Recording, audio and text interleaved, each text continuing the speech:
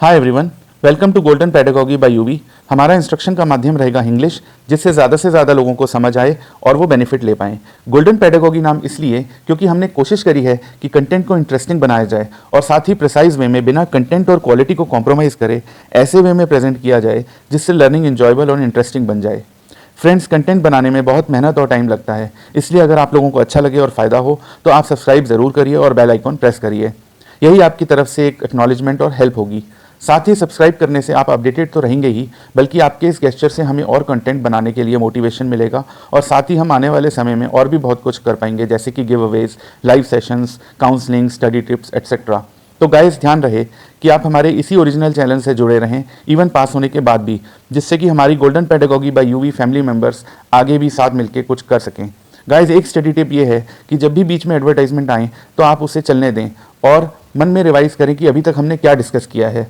ये एक ब्रेक का काम तो करेगा ही आपके लिए, और हमें भी इससे फ्री कंटेंट बनाते रहने के लिए मोटिवेशन और सपोर्ट मिलेगी। So guys, let's get started. Subject है यूपी रेवेन्यू कोड 2006 और टॉपिक है लैंड रेवेन्यू। इससे रिलेटेड कुछ क्वेश्चंस आप अपने स्क्रीन पे देख सकते हैं। बेसिकली इस टॉपिक में हम लैंड रेवेन्यू क्या होता है और उससे रिलेटेड कुछ इंपॉर्टेंट प्रोविजंस डिस्कस करेंगे। तो let's start. Land revenue, it is a tax on land or its produce to the government who is the owner or lord paramount in cash or kind.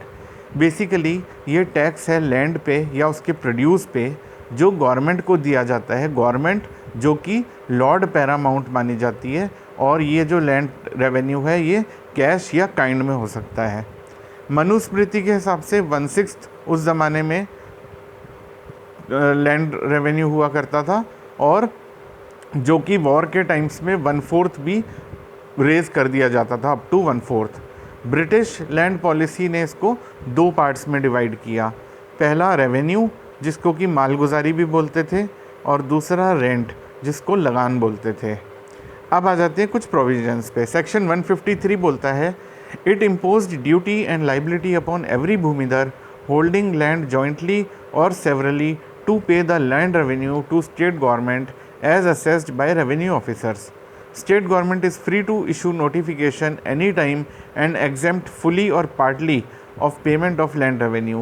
State government has exempted Bhumidhari land used for Abadi sites under section 80 and graveyards and cremation grounds from payment of land revenue. Basically ये कह रहा है कि section 153 क्या करता है, ये हर भूमिधर पे एक ड्यूटी या लाइबिलिटी इम्पोज करता है जो कि लैंड होल्ड कर रहा है, या तो जॉइंटली या अकेले। और बेसिकली उसकी जो ये लाइबिलिटी होती है वो इंडिविजुअल या सेवरली पे करनी होती है गवर्नमेंट को, और उस रेट पे जो स्टेट गवर्नमेंट असेस करवाती है through its revenue officers. State government हालांकि it is free to issue notification any time and exempt fully और पार्टली। स्टेट गवर्नमेंट जो है वो नोटिफिकेशन ला सकती है और किसी का भी लैंड रेवेन्यू माफ़ कर सकती है किसी पर्टिकुलर एरिया का, कि भाई यहाँ पे हमने आधा माफ़ कर दिया या पूरा माफ़ कर दिया। स्टेट गवर्नमेंट ने बेसिकली जो भूमिधरी लैंड है जो आबादी साइड के लिए यूज़ होती है अंडर सेक्शन 80, उसको एग्जेम्प्ट कर दिया लैंड रेवेन्यू के पेमेंट से, और ग्रेवयार्ड्स, कब्रिस्तान और शमशान घाट को, उनको भी लैंड रेवेन्यू के पेमेंट से एग्जेम्प्ट करा है। In case of land where land revenue was not payable and later on a person acquired Bhumidhari right, SDO shall determine land revenue as per rules and procedures under Rule 134 and shall be calculated double the hereditary rates applicable to non-irrigated land not more than rupees 5 to 10 per acre and for irrigated land not more than rupees 10 to 20 per acre by the state government। Basically ये कह रहा है कि ऐसी land जहाँ land revenue payable नहीं था, कोई लैंड रेवेन्यू देने की ज़रूरत नहीं थी, और बाद में किसी पर्सन ने भूमिधरी राइट उस लैंड पे एक्वायर किया, तो एसडीओ जो है उस एरिया का वो लैंड रेवेन्यू डिटरमिन कर सकता है as per rules and procedures under rule 134।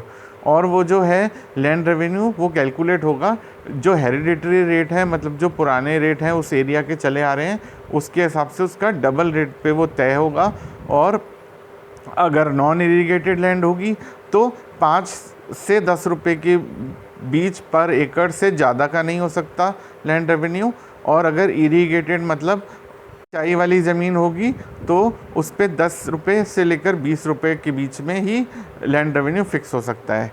फिर सेक्शन 155 कहता है कि in case of holdings of bhumidhar is surrounded by fluvial action etcetera, revenue authority में charge as per procedure laid down in rule 135 और 137, कि अगर कहीं ज़मीन जो है वो फ्लूवियल एक्शन के द्वारा सराउंडेड, मतलब जहाँ ज़मीन पानी से कभी दब जाती है कभी निकल आती है, उस तरह की अगर ज़मीन है, उससे सराउंडेड है किसी भूमिधर की ज़मीन, तो ऐसे में रेवेन्यू अथॉरिटी जो प्रोसीजर है रूल 135 से 137 में, उसके द्वारा वो रेवेन्यू जो है वो फिक्स कर सकती है।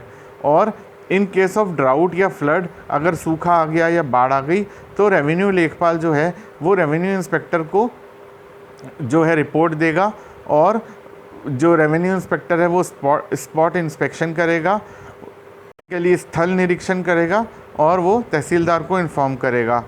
तो तहसीलदार है वो एसडीओ के थ्रू, एसडीओ के द्वारा कलेक्टर को सूचित किया जाएगा, और परसेंटेज कितना नुकसान हुआ है, कितना प्रतिशत नुकसान हुआ है, वो कैलकुलेट करा जाएगा।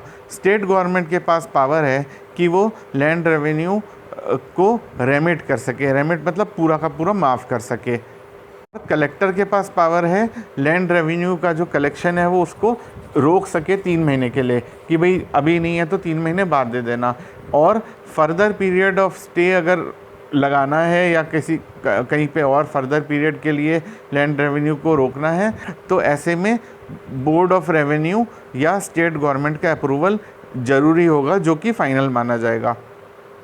इसके अलावा apart from these, state government has power to alter the rate of land revenue under section 158। इसके अलावा स्टेट गवर्नमेंट के पास पावर है जो लैंड रेवेन्यू का रेट को भी चेंज कर सकती है, कम ज़्यादा कर सकती है अंडर सेक्शन 158। रेमिशन के कॉन्सिक्वेंसेस क्या होंगे? एक बार जब माफ़ हो गया बेसिकली लैंड रेवेन्यू किसी ज़मीन पे देने से, तो उसका क्या होगा? In case of remission by state government, the period of remission is to be deducted from suit of recovery of rent. अगर गवर्नमेंट ने रिकवरी ऑफ रेंट का कोई सूट फाइल कर रखा है किसी के खिलाफ, किसी भूमिधर के खिलाफ, तो जो माफ़ किया हुआ पीरियड है वो उसमें से घटाया जाएगा। No application shall be entertained by the authority for the purposes of counting of rent before the court. Basically authority जो है वो कोई भी ऐसी एप्लीकेशन को एंटरटेन नहीं करेगी जहाँ की कोर्ट के सामने रेंट का वो कैलकुलेशन या काउंटिंग करनी पड़े। It is the duty of the collector to deposit in state treasury the revenue collected. ये कलेक्टर की बेसिकली ड्यूटी रहेगी कि स्टेट ट्रेजरी में जो भी रेवेन्यू कलेक्ट हुआ है लैंड रेवेन्यू, वो सारा स्टेट ट्रेजरी में जमा कराए। Any fraction of more than 50 पैसे में be rounded off to next rupee. अगर लैंड रेवेन्यू बेसिकली 2 रुपये 58 पैसे या 60 पैसे ऐसे कुछ आता है, तो वो बेसिकली 3 रुपीज़ माना जाएगा। जो 50 पैसे है वो नेक्स्ट रुपी को में मान लिया जाएगा। तो गैस ये कुछ थे इंपॉर्टेंट प्रोविजंस, लैंड रेवेन्यू क्या होता है, लैंड रेवेन्यू से रिलेटेड कुछ प्रोविजंस जो आपको पता होने चाहिए। तो आप एक बार इसको ध्यान से सुन लीजिएगा, जिससे अगर एग्ज़ाम में कोई क्वेश्चन इससे रिलेटेड आ जाता है तो आप आराम से अच्छे से उसको अटेम्प्ट कर सकें। Thank you.